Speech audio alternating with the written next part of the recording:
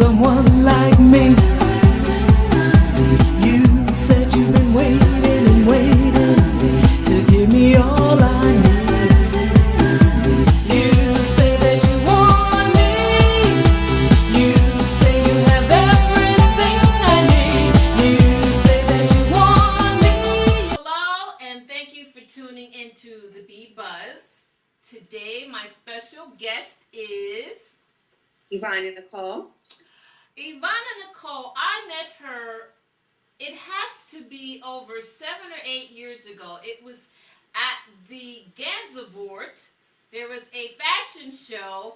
What month was that when you guys came to Miami? It was actually right around St. Patrick's Day. Yeah. So around this time, actually. Yeah. It's up on my memories on Facebook, so that's how I know. Yeah. Now, tell them how cold it was. I mean, it was cold for you guys, but for us New Englanders, it was like, oh, it's so nice because we're so used to the 30-degree weather or like below zero.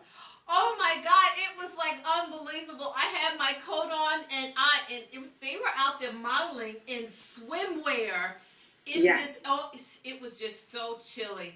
But this young lady, there was just something about her, and when I met her, I spent the evening wondering where would she be 5 or 6 years from now. And I've kept up with her career, and I am not surprised at everything that she's been able to do. So one of the reasons that I did want to interview her is to kind of share with the readers, when you first start off modeling, it takes a lot of work and persistence and patience and determination.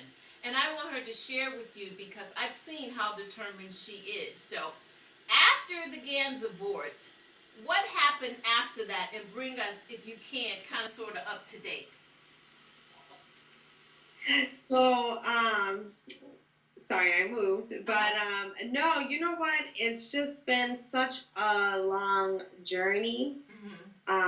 It's really important that you believe in yourself foremost, because you know a lot of people are gonna they're afraid to follow their passion. So when they see somebody else that probably does not fit that model criteria, they're like, oh well, you're not gonna do it, or So it's really important to believe in yourself. That's how I feel, and it's all about your drive. Ultimately, and I feel like every day you have a new chance. And I am a networker and I love to socialize. So I think having those characteristics in my personality probably has brought me to where I've been. I mean, I want to do more. I want to be actually in California, but not yet. But you know what? I'm really blessed of what I have so far. And after doing modeling, I actually started a beauty pageant. And we're actually in our 7th year. So I've probably been knowing you since 2009, probably. Yeah, it was. I know it was a couple of months after I started LMH Mag. So yes. Now, how tall are you? So I'm only like 5'5". 5'5".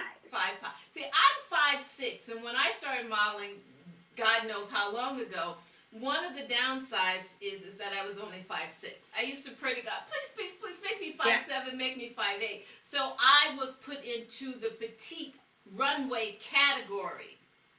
So when you started modeling, were you also put into that category? And if not, how did you? Yeah, absolutely. I mean, even nowadays, I'm very fortunate I got signed to MMG North, that actually signs a lot of the Miss USA girls and Miss Puerto Rico Universe. A lot of those title holders get signed.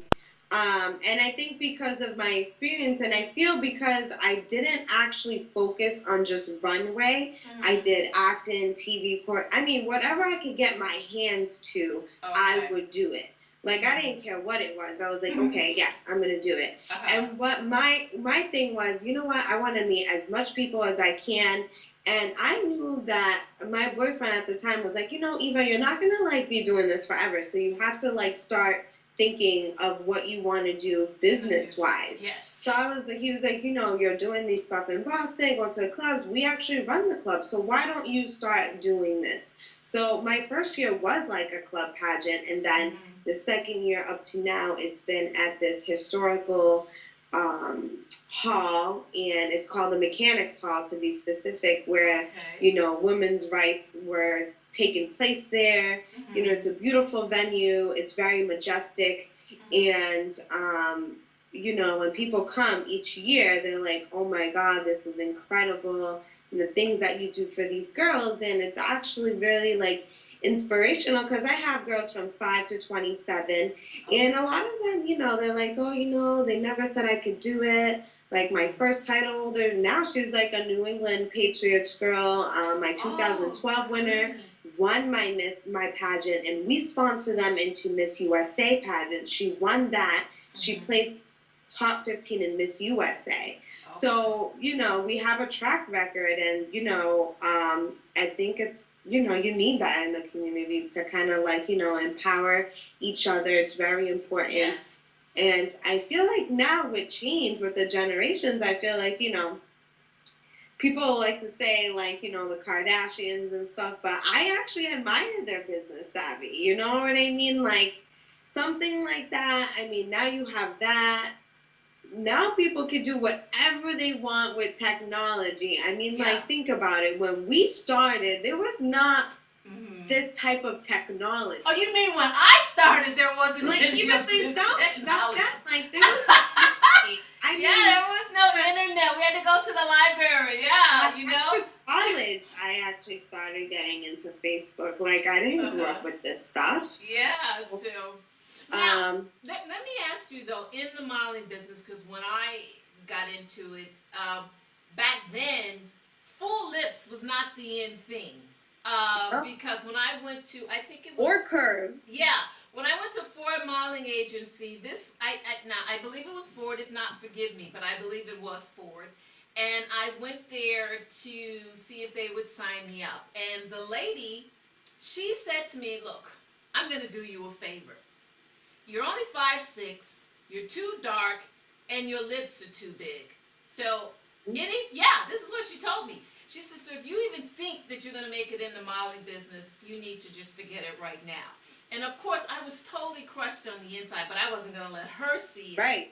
So I ended up signing with Suzanne Johnson and Mary Boncher. So now I see that it's the thing. Big lips and everybody dropping dead from adding stuff to their butts. But back then it wasn't. So now that that's fashionable, how easy has that made it for the models that you work with, the ones that you promote? Well, it really depends on the client, but, they can get it. I mean, I think the girls need to focus on commercial modeling, because you're really not going to be doing, Gigi Hadid or any of those girls. You definitely have to have that height. Even Gigi Hadid, she's only 5'7", so she's actually making it known too. Don't get me wrong. But I also think it's all about branding yourself. Right. So I feel like people are going to hire you when you have an asset, and that asset is yourself. I mean, that's the way that I pictured it, and I feel that's why I have gotten hired, and I've been able to direct, produce, I was a director for New York Couture Fashion Week, I did LA All-Star Weekend, and I do Boston Fashion Awards here, and I do my own event coordination from other people that hire me. Yes. So I think because I was experienced in modeling and I built up a resume, and you just keep going, because you know what, there's designers. Sometimes some designers want to cater to their people, you know what I mean? There's different things. You just can't, I just feel like the typical European or American designer, but I feel like Caribbean designers or ethnic designers are willing to be like, well, you know what, I want her because you know what, I like her attitude. Right. You know what I mean? She has a nice walk. You know what? Just bring your highest heels. You know what I mean? But Yeah. Through experience. Mm-hmm. At backstage when I did New York Fashion Week, the designer was like, "Listen, you need to get me all new models. I want all white ones with no boobs, no butt, no nothing." You know, they specifically asked for those things. Right. You know, but the world is becoming more diverse. Yes. I mean, and when I see like him on Vogue and everything, I was like, you know what? She's paving the way too. Because guess what? If you keep branding yourself and making someone something of yourself, they're gonna see it. You know what I mean? So as long as you do good work, it will come back to you, and you just gotta stay dedicated. Right. Now, what steps are you taking to brand yourself? What steps did you take to brand yourself to get where you are now that you're able to work with these different fashion weeks, New York and Boston? What did you do? Well, you know, I tell girls that you can't go into an agency and expect to be signed if you haven't freelanced a couple years. Okay. So let's just be honest. If you want to make a name on yourself, you have to network. You have to go to events. And I feel like it's all about knowing people because, to be honest, the girl that put me on to New York Fashion Week, her name was Kelsey. She went out to New York and she saw we modeled in a couple shows together. And she saw that I was doing the pageant, and she was like, "Hey, so I'm out here, and the guy that runs it needs a director, and I told him about you. Just come out here. Everything is we're gonna take care of you. Don't worry about anything." So things like that may just fall in your plate. You know what I mean? Sometimes I just feel it's like the universe or the stars. You know what I mean? And it's just like you can never be too old, you know, or anything like because you never know. People break through at any age. You know, it's just all about being at the right moment, knowing the right people, and just always taking risks. I think that's the number one thing is taking risks because I feel like if I didn't fly out to Florida or if I didn't take that Spanish van to New York or, you know, be like, oh, you know what, this is my last check, but you know what, I'm going to go. And taking those risks actually open more avenues. So if you come, even like sometimes I've done fashion shows, I'm like, man, this was such a waste of time. But you know what, I'm going to make it good. I'm sure somebody's here that I can actually connect with. And bring it with me. So that's how you feel. That's how you got to see it. You know what I mean? Just take all the good in, you know? Well, I just try to tell, there are a lot of models I know, makeup artists, hairstylists, clothing designers, and I try to tell them, success is not going to come and ring your doorbell. You know, it's not going to come and knock on the door and say, hi, my name is Success, and I'm here to just make all your dreams come true. You have to work at it. And work at it. But, yeah, and like I said when I met you, and I don't want to scare you, but the conversation that we're having now, I had with you back then because there was just something about you that you kind of you reminded me of me because when she told me that I was too short and the lips and the skin color, she made me even more determined. You know, I was like, I'm glad that I had that conversation where even though I went home and cried for 3 days, no, truth, it was even longer than that. But it just made me even more determined to do it, and I did do it. And, you know, something I'm thinking about, and I'm totally changing the subject, how do you find, I mean, you are a beautiful, light-skinned woman. Do you find that it's easier for you to get jobs, or do you think it's easier for, and not necessarily you per se, or the models that you work with, than the dark-skinned models? I know that every now and then they find a beautiful dark skin, but it's very rare and far between. What has been your experience, and why do you think that's still the number one problem with dark-skinned black models? I feel like I had, when they were looking for that ethnic girl, they chose me. And I probably had just an advantage because, you know, the hair, too, takes into perspective, I feel like. And I feel like, you know, because probably, like, the black, you know, our roots, like, my cousin you know, she's Puerto Rican, but my brother's half Dominican. You know, half of us actually have the same type of hair texture as, you know, people from Haiti. Any African American, you know, it's just like that's why they go to the Dominicans, because they know how to blow dry out the hair really good. You know what I mean? So I felt like when I went, they were like, you know what? When I felt like when I straightened my hair, I had like that Asian look, and they would be like, oh, you don't look really Spanish to me. And I felt that that's why they chose me, because they would probably be like, oh, you know what? She's a little more easier. And it does kind of, when you think about it, it's like kind of so like racist sometimes. Like, not to be like no, that. No, it's a fact of life. It's I just try to deal with it. And it is what it is. Yeah. In the work area, I've always like felt that like my best friend actually, she is Haitian and half Puerto Rican. Her brothers and sisters are darker skinned, but she's light skinned. And when me and her went to think, I felt like she had an advantage because she could pass as Italian. Yeah. You know what I mean? And then, so when we went to jobs together, I'm like, she's gonna get it because she's an ethnic, but she's lighter than me. And only because of the skin color, I feel like, you know what I mean? And when you go straight, when your hair is straightened, you know, she was straightening her hair, they would be like, okay, well, you know, we'll take her. So it does come into effect, and it actually kind of crazy because, like, everything you see, ad campaigns, you don't really see all ethnic or a few. You see all white, maybe one Asian, one black. That's how ad campaigns are. And that's just my observation. So no, that's my observation as well. Yeah.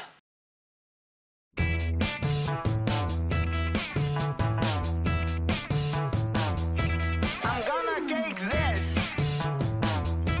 I'm gonna make something new. Now how do you like my combination?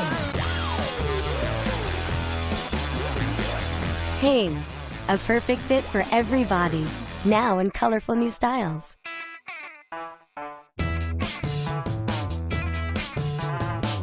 So what are you doing with the companies that you have to promote your culture? So what I do is I actually also own a store with my boyfriend. It's called Exclusives, where music meets fashion. And basically, you know, what I do is like I do a lot of community work. I've done like there was like a console thing of people. Oh my God, and it's like coming out of my mind right now, but my title holder, and this is like so bad.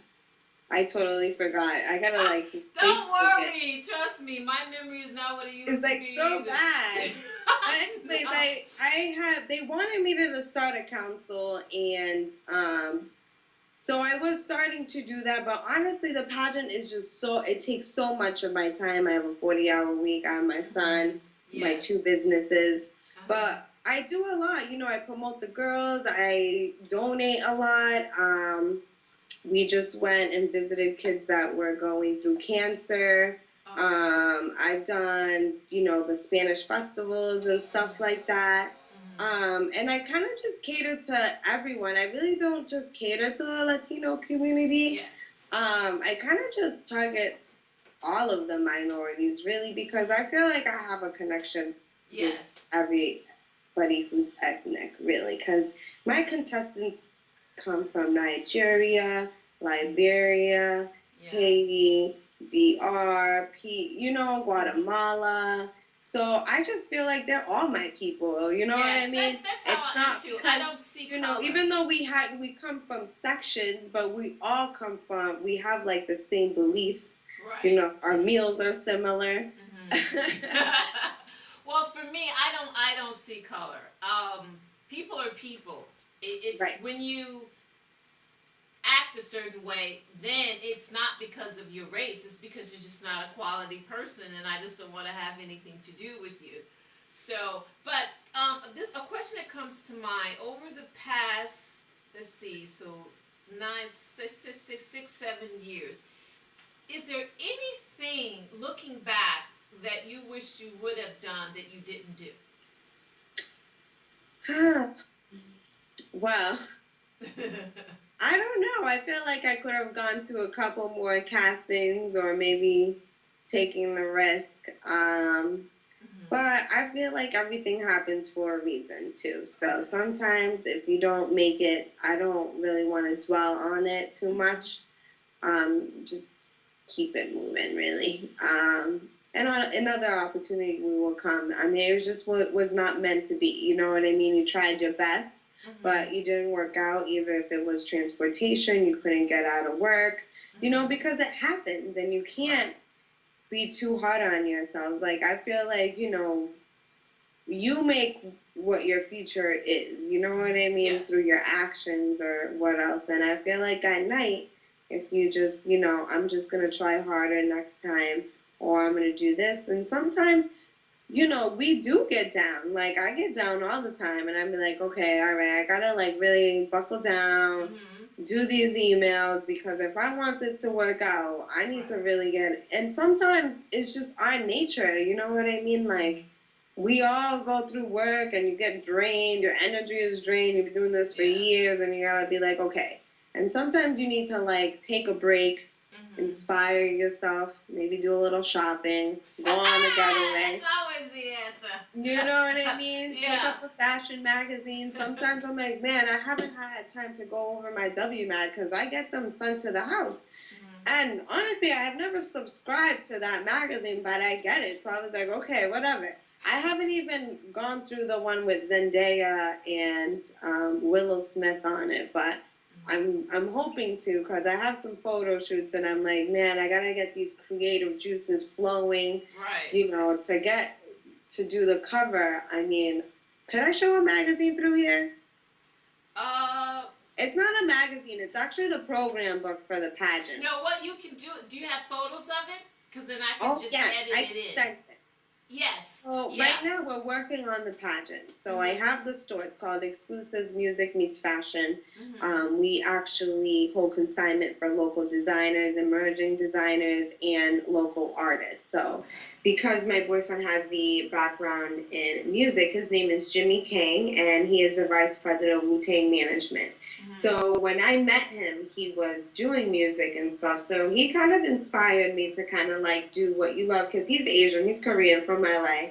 So I was like, man, like, he's in hip hop. I'm like, wait, you know what? I could really do this. So he really does inspire me to do the business side, and I really do admire that, because I feel like if I didn't have my business savvy or what I've done so far in a short matter of time, like after modeling, I started creating the businesses.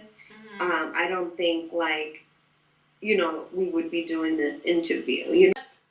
What advice would you give to other emerging models, designers, makeup artists? What would you tell them to do? Honestly, don't listen to anybody. Don't listen to if your family and friends are doubting you, don't listen to them either. Don't listen to anybody. Listen to what you want, and just do it and put your mind to it, and make sure that you are surrounding yourself with those people, you know, because sometimes you don't want to be hanging around with people that don't like what you're trying to do. You know, there's that set of friends that I know my friends that I hang out with is just a party. But if I tell them, hey, let's go to this event, this and that, they're not going to come.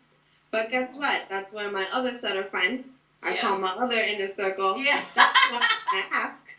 Because they're good for that. You know, I have my friends that I grew up from college that will always be like so together, but they're just not into the limelight like me. Then I have my friends that I model with, and where we do shows and we do events, and we like it. I call her up and we're like, okay, yeah, let's do it. All right, US Trendy is doing something. We're there. Okay, you know what I mean? Next week we're doing a Boston Mag. So I think that's my second advice, of surrounding yourself with people that are on the same mission as you, and that is to be successful at the path that you're trying to go at. So I owe that a lot, because if it wasn't for the friends that I made in the industry, I don't think I would be at where I'm at. Third is to never give up. because you're gonna get discouraged a lot. Yeah. They're gonna tell you no, and trust me, they're gonna be like, oh, you're too short. Oh, you have too many pimples. Oh, you're not the type that I'm looking for. Your lips, your hair, you have too much hair. Oh, we want shorter hair. You just never know. Yeah. And just know that there will be someone that will like your look. Not everybody is going to like your look, Yes. but you'll see that one person that likes it. And that might be your breakthrough. Who knows? I've helped a lot of girls, and one girl that she did a fashion show with me in Worcester, and she came out to the casting in New York, and I was like, she came up, she was like, I did your fashion show, like, come on, can you put me in the show? I was like, yeah. We ended up going back in the Spanish van, and now she signed, and she's a Victoria's Secret model. She did Maybelline with Gigi Hadid. Her name is Mary Chris Urena. I will never forget that. And then there's like distance. I have a lot of model friends that have crossed over, and we follow each other on Facebook, but you don't know, what I mean? You reach out, but you just wish them well. There's gonna be those set of people that they're gonna kind of pass you, and they're gonna do other things. I have this other friend that she's in LA, and they're doing things, and you could only do is be happy. So that's like my fourth advice, because you're gonna see people prosper, but you gotta know that your time will come too. So, well, thank you so much. No, thank you, because this world needs more. And when I say more, I mean more people that believe in paying it forward and helping others, the goodness of their heart. And I would have to say that you are definitely at the top of the list with a few others. You're standing side by side. And, well, I think you're absolutely beautiful on the inside and on the outside. And to me, that makes all the difference. You haven't changed a bit. You're just like, I seen you yesterday. I can't believe that it's almost been like 7-8 years. Who knows? Yeah. You're still as beautiful as ever.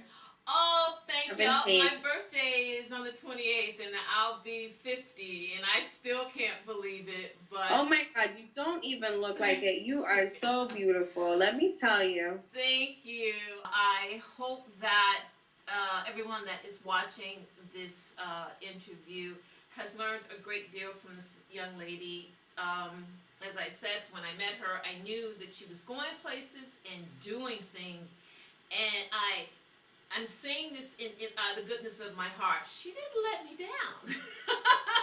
So this is thank you. You're welcome. This is thank you so much, and I'm so happy you're still doing. When I first met you, you're still doing your thing, and that's what's most important. And more blessings to come, and that's coming from the bottom of my heart. Thank you, sweetie. You're welcome. This is all right. Mwah. Mwah. This is Miss J signing off. Yes. Bye, Ciao. honey. You said you've been waiting.